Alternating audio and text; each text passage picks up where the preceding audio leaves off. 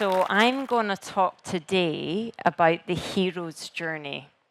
Now, I don't know if anyone's heard about the hero's journey by Joseph Campbell, but it is the rubric with which we understand storytelling. And what happens is your protagonist faces lots of obstacles. They overcome those obstacles, they learn, they grow from those obstacles, and then they end up reaching reaching that final battle. And what they've learned through that journey will mean they either conquer that final battle or they don't. So in fact, I'm going to go back for a moment, because at the beginning, I'm a screenwriter, when you're writing any script, you start with a hook. That's the thing that grabs your audience. So you see here, how do I get from falling off my bike to BAFTAs and Oscars? So with that hook, I'm going to tell you a little story. So it was 2016, and I headed out to Costa Rica because there was a race out there. And I had to do that race because I needed the prize money. Why did I need the prize money? That is the stakes of this mission. And the stakes are everything when it comes to screenwriting. So the stakes of this mission, in terms of this race for me, was that if I did not win that race, I would not have enough money to maintain the option to All Quiet on the Western Front. I had the option to All Quiet on the Western Front. I'd spent a lot of money maintaining this throughout the years. It cost a lot of money every year, but this specific year, I did not have the money to do it. So I decided to go out to this race in order to get that prize money. The day before the race, I fell off my bike and I broke my shoulder. What did I do? That will be my final battle. We'll come back to my hook once I have walked you through all of the obstacles in my life, my hero's journey, that led me to the point of, was I successful or not in that final battle? So I'll come back to me as a wee lassie. So when I was young, I loved to do anything different. I loved to be dirty. I loved to dance. I was the only girl in a rugby team of all boys. So I used to get laughed at. People used to joke. All the wee boys, they would whisper. They would try and hit me harder. What did I learn from that obstacle? I learned that I needed to be the best. I needed to master my craft. I needed to hone my skills. I needed to be really good at what I did so that my work would speak for itself. And that was something I learned from a very young age. Now, that is me also doing ballet. In the afternoon, I used to go to ballet with muddy knees and, odd socks and not looking the part at all. But I knew that I loved ballet. I knew that I loved the arts, and it was really important to me for my mental health. And even at that age, I knew that the arts were important to kind of balance out that sport, that aggression in me. But unfortunately, when I was about 12 years old, I was no longer allowed to play rugby. All of that passion, all of that joy, all of that rough and tumble, I had to, move to the side. And I knew that obstacle, what I learned from that was I always have to have something, some kind of goal, some kind of big passion, some kind of driving force in my life that's going to keep me going. And that's when my dad took me to triathlon. So obviously in Scotland, running around on a Sunday morning doing sport in your swimming suit was kind of a weird thing, and I loved that. I loved to be different. I loved to be gritty. Now, what was tough about triathlon was the fact that I was very good, very quick, but then I ended up in a system. And that system had a very specific way that they taught us to do the sport. And if you were not good at it, you were pushed out. It was all science-based. It wasn't about heart at all. If you didn't match the data, then they kicked you off the team. And I knew that didn't feel right to me.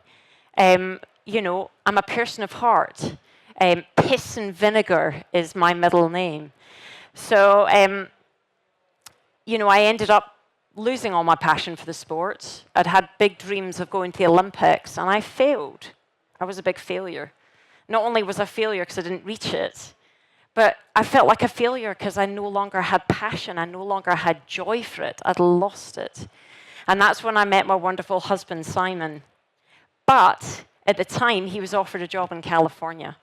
And I was such a homebody, I thought, oh God, I can't go to California. I can't move to California, even although I love this guy. But I knew that I needed to take a step forward. I knew that when you don't have a goal, when you don't have a passion, just take a step. And I love this quote. Many a false step was made by standing still. Just do something. Just do anything. You'll figure out what it is that you don't want to do. But I figured out what I did want to do because I went back to school and I studied. Because education is so great to either figure out what you don't want to do or figure out what you do want to do and at least work your brain while you're doing it. So I ended up doing a theatre and film degree.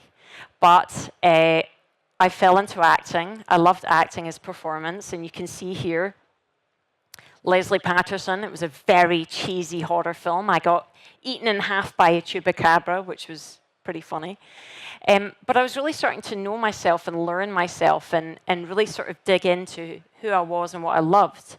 And I actually came back to sport as well and found the wonderful sport of Xterra, which is off-road triathlon, swimming, mountain biking, and trail running. And so through discovering myself by taking that step, that anything step, I was then moving up the ladder of figuring out what I wanted to do. However, I was at the bottom of everything. I was at the bottom of my sport again. I was at the bottom of acting, doing crappy horror films. And this is when Simon, my husband, a psychologist, said to me, yeah, but this is really good because success in getting to the top of anything is not about a ladder. It's not about what other people do and what other people tell you is the way that it should be done. It's a cargo net. There's many different ways to get to the top. You just have to kind of figure it out. But what that means is it's also going to come with a bunch of failure because you're going to try a bunch of stuff and it's not going to work. But what is amazing is that it's almost like brain training. There's actually a part of your brain that is called the ACC, the anterior cortex, anterior cingulate cortex. Gosh, that's a difficult word. And it actually grows more dense as you face adversity and overcome it. And so any time I was reaching some kind of failure or pushing against something, I was like, oh my God, this is like training. This is like building a muscle in my brain that's going to help me cope the next time through. So all of a sudden, failure was a good thing. I was like, yeah, let's go for anything. I didn't have fear anymore about failure. And so as a consequence, I started to think outside the box about how to achieve things in my life. And that's when I optioned All Quiet on the Western Front. Now, it's a big book. It was a big IP. Universal Studios had it. What the hell was Lesley Paterson, this lowly writer, doing looking for the IP of All Quiet on the Western Front? But you know what? You don't try, you don't get. So we pitched them. We had a great idea of how to do it. And they said yes. I was like, oh my God, this is amazing. And then I hired an amazing coach. But he was totally out-of-the-box thinker. He wanted me to train more than anyone else, do the hardest thing, climb up every mountain 1,000 times. In fact, I was training about 45 hours a week, which was just outrageous. And what that led to was me winning my first world title. But that first world title was not easy to get. In fact, I was in pole position, thinking for the first time in my life, oh my God, I'm going to achieve my wildest dreams, when I had a flat tire. And I was like, what do I do? The little demons inside my head said, give up, give up, give up. It was never meant to be. And I thought, you know what, I'm here, I'm fit, 100% effort and attitude, I'm just going to go for it. And I came off the bike in 4th position, having lost a bunch of minutes. And I went on to the run, 10 minutes down on a 10K run, and I caught up the leader with 500 meters to go, and I won the race. What did that teach me? Never bloody give up. You just don't know. You just got to keep taking one foot in front of the other. And so Unfortunately, what ended up happening was that with All Quiet, everybody said no. Even although it was this great IP, it was 16 years ago, it was a German film, it was a World War film. No, no, no, no, no. And so, it felt like a total failure. But again, I had to think outside the box. This was my all is lost moment in screenwriting. So what did I do? I realized that I had to reframe what success of getting this IP meant. And the success of getting that IP was actually all the connections that I'd made during this entire journey. It was learning about the business as I was going on. It wasn't necessarily the end product. Everyone was like, yeah, but the film's not being made, the film's not being made. I was like, yeah, but I've already got the worth out of it, even although I've put in a bunch of money. So, and this also led me to using all of my prize winnings to maintain the option to keep it going. But then I had my dark night of the soul when I actually contracted Lyme's disease, which was brutal. It put me on the sidelines. I wasn't able to race. I wasn't able to train. It was very, very tough. But again, I had to think outside the box. I went to every doctor. I tried to do everything possible to fix myself. I even put someone else's poo inside me to change my microbiome. Yes, it's absolutely disgusting. But through all of that, I was able to come back. I was able to race again. And this leads me back to my hook, which is what happened. So I'm on the start line, and my husband says to me, do you think you can race with a broken shoulder? Well, swimming, there was no hope in hell. I could not lift my arm above my shoulder. And he said, well, just swim one arm. You're really good at one arm. You've done those drills your whole life, mastering the craft of swimming. And I thought, you know what, he's right. When you're biking, just kind of prop your hands up. Walk down any descents. And I'm like, okay, maybe I could do that. Running was okay. So I get in the start line. I do the swim with one arm. I come out 12 minutes down. And I just keep going. Because why not? What's the worst that could happen? I end up getting on the bike, and I cycle up into second, having to walk down everything. And then I run into first, and I win the race with a broken shoulder. Yeah, I'm crazy.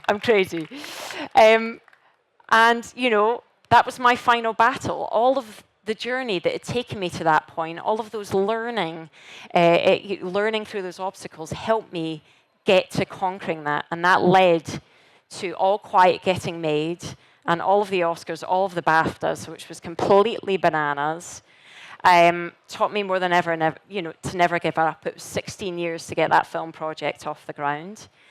Now, with any good film, there's a denouement, which means what's going to happen next. Is there a trilogy? Is there another story? Now, in your own hero's journey, you're going to have multiple films that can run through your head that you can learn from. And unfortunately, mine is that my husband recently passed away from cancer. So how am I using all that I've learned through my life to now conquer, to now be a hero in this next story? I'm using my attitude, I'm using my resilience, my never give upness. I want to take all that I've learned to give back. That's why I now have a foundation for him. That's why I'm now making a documentary to take all of that suffering and hopefully give it back to the world to help other people so that they don't have to suffer the way that we do.